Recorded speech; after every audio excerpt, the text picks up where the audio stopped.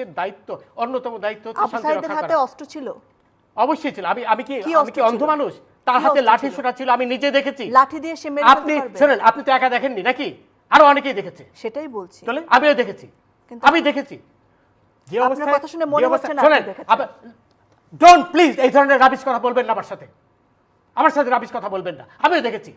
উত্তেজিত হবে আপনি আপনি আমাকে উত্তেজিত করছেন। আপনি তো তাদেরই পক্ষের লোক বলে মনে হচ্ছে। আমি কারো অবশ্যই পক্ষের কেউ আপনি তাদের পক্ষে কথা বলেন। শোনেন, এই যে সবুজ মিয়া মারা গেল ছাত্রলীগের, তাকে কে মারলো? সেটা জন্য তদন্ত হবে। না, তদন্ত হবে তো, ওইটা সাইদেরও তো তদন্ত হবে, সবই তো তদন্ত হবে। সাইদকে কে মেরেছে সেটা দেখা যাচ্ছে। আমি তো দেখেছি।